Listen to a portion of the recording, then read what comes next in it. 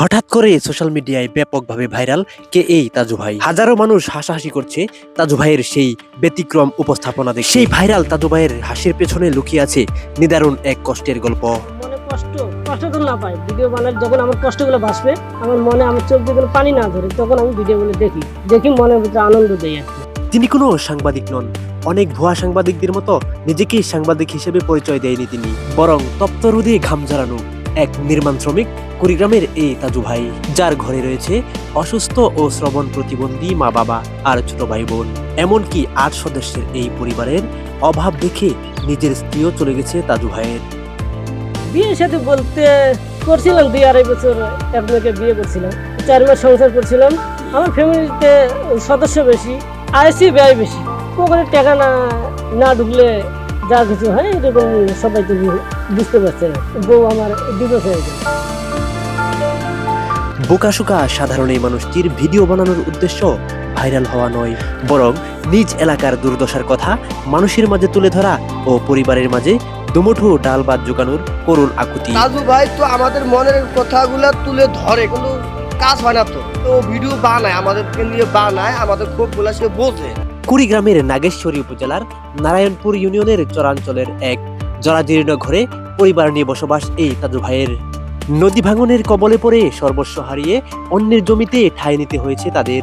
বাবা সিরাজ ফকির আর মা তাহেরা বেগম দুজনেই অসুস্থ এবং শ্রবণ প্রতিবন্ধী। বাপ টসা আর মাও টসা, অন্য গানে কম শোনে, দুইটাই বোনক বিয়ে দিছে। খুব গরিব অসহায় মানুষ, মানুষের বাড়ি রাখবো একটু ঘটপলি খাড়া আছে। পরিবারের বড় ছেলে হিসেবে ৮ জনের সংসারের বোঝা বইতে তাজু ভাই পাড়ি জমায় ঢাকার শহরে। ঢাকায় রাজমিস্ত্রির যুগালী হিসেবে হাড়ভাঙা খাটনি তাজু ভাইয়ের নিত্যদিনের সঙ্গী। নিজের জীবনের এই সীমাহীন কষ্ট ভুলে থাকতেই শখের বসে মোবাইল কিনে ভিডিও তৈরি করে বলে জানান তাজু ভাই। ছোটবেলা থেকে আমার মা যখন মাটি কাটে, আমার অনেক কষ্ট। রাজমিস্ত্রি শ্রমিক হিসেবে কাজ করি আমি। ওই পেশায় এই পর্যন্ত কাজ করতে আছে। একটার মাসে ২৫০০, ১০০০ টাকা, ৫০০ টাকা যোগে ১.৫ বছর ১০,০০০ টাকা জোগাইছি। আর এদিকে সংসারও চালাচ্ছি, চাল ডালও কিনছি, এইভাবে ফোনটা কিনছি। ফেসবুকে তাজু ভাই 2.0 নামের একটি পেজ আছে তার। এখানে নিজের কষ্টের পাশাপাশি গ্রামের অবহেলিত সুবিধাবঞ্চিত মানুষের কষ্টের কথা নিজের মতো করে তুলে ধরেন তিনি। তার এই অভিনব উপস্থাপন ভঙ্গি মানুষের কাছে হাসির খোরাক জোগানোর ফলেই রাতারাতি ভাইরাল হয়ে যায়। সন্ধ্যাবেলা দেখি একজন ফোন দিয়ে বললো, তোমার পেজ ভাইরাল হয়ে গেছে।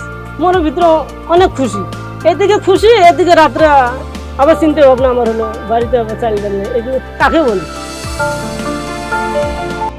ভাইরাল হয়ে রাতারাতি পরিচিতি পেলেও ভাগ্যের চাকা ঘুরেনি তাজুলের। ফেসবুক থেকে এখনো নেই কোনো আয়, নেই বিন্দুমাত্র নিজের কোনো সঞ্চয়। ঈদের ছুটি শেষে অভাবের তাড়নায় আবারও সেই শ্রমিকের জীবনে ফিরে যেতে প্রস্তুতি নিচ্ছেন তাজু ভাই। আমার বাড়িতে খুব সমস্যা, চাল ডাল নেই, মুক্ত নাই, ঢাকা যাওয়া লাগবে। আবার আমার বোন সামনে যেতে পরীক্ষা দিতে যাবে, সেখানে খরচ দিতে হবে। এরকম কল্পনা করে আমি তাড়াতাড়ি ঢাকা যাবো। তাজু ভাই যেন বাংলার সহজ সরল প্রান্তিক জনগোষ্ঠীর এক প্রতিচ্ছবির নাম। তাকে নিয়ে ট্রল উপহাস না করে তার অসহায় পরিবারের পাশে দাঁড়ানোর কথা জানিয়েছেন স্থানীয় জনগণ। কিছু কিছু মানুষ কিন্তু ট্রোল করতেছে আসলে যে সে সাংবাদিক। ভাই আসলে সে সাংবাদিক না, সে কিন্তু একবারও বলেনি সে সাংবাদিক। সে কিন্তু এলাকাকে নিয়ে ভাবে, কিন্তু সে কারণেই এলাকার সমস্যাগুলো কিন্তু সে তুলে ধরার চেষ্টা করতেছে। ভাইরাল আছে, এটা তো আমাদের জন্য অনেক সুখবর, কারণ আমাদের এলাকার একজন এইরকম দরিদ্র ছেলে একটা ভাইরাল হবে, এর চেয়ে আনন্দের বিষয় আর কি আছে।